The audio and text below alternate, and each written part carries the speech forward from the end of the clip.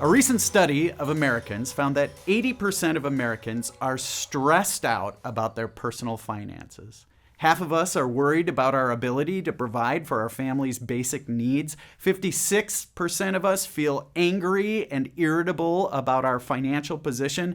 And 52% of us report lying awake at night worried about our financial future.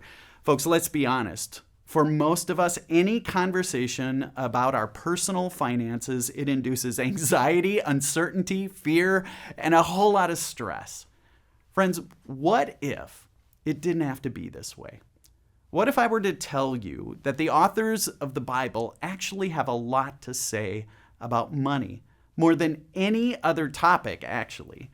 Why? Because we have a God who wants so much more for you, so much more joy, so much more peace, and so much more freedom.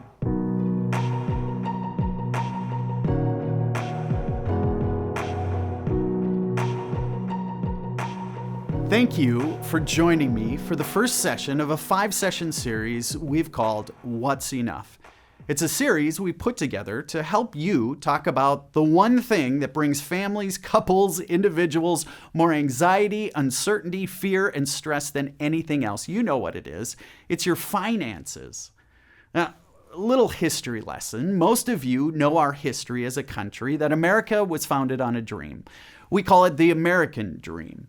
But unfortunately, most of us have confused the American dream with a sort of cheapened, warped, and commercialized version of a dream we're sold by retailers and corporate America.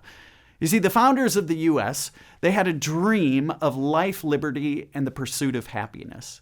If you've ever been to the Statue of Liberty, on the inside of the pedestal, it reads, "Give me your tired, your poor, your huddled masses yearning to breathe."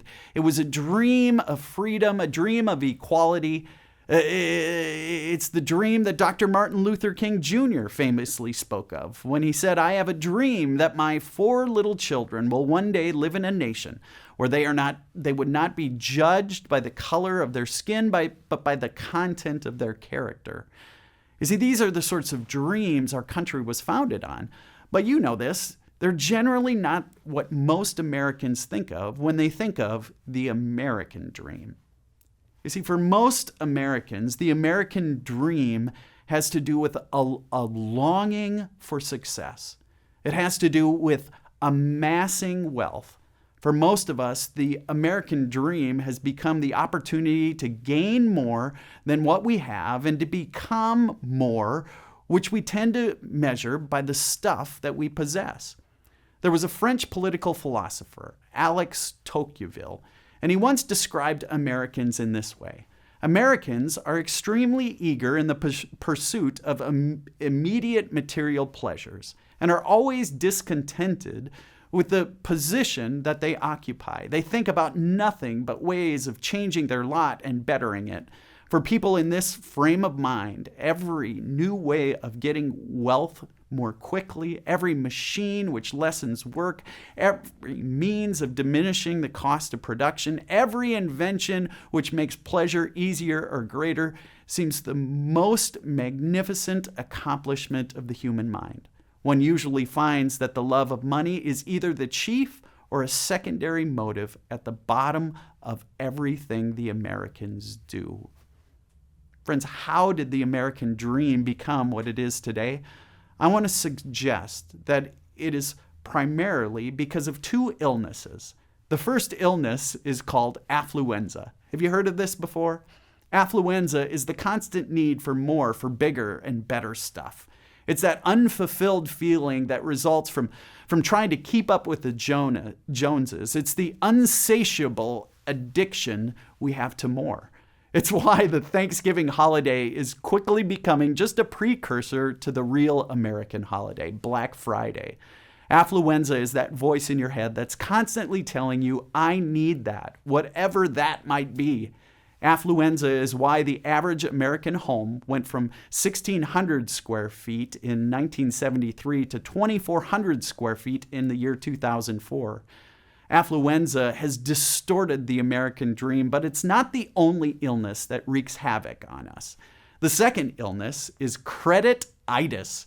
Credit-itis is the opportunity you and I have to buy virtually anything we want right now and pay for it later. With the advent of credit cards and easy-to-access credit, it's the ability we have to enjoy something today, pay for it tomorrow. The problem, of course, is that when we combine our lack of self-discipline, credit-itis is making a mess of our personal finances. The average credit card debt in America in 1990 was $3,000. Today, it's over $8,000. 55% of cars today are purchased with loans that extend beyond 5 years. Combine our affluenza with our credit-itis, and it's no wonder our savings rate in American households continues to decline. The average American in 1982 sacked about 10% of their income into savings. Today, Americans save a mere 3%. Folks, it's no wonder the number one cause of divorce is financial issues. Friends, something in us is broken.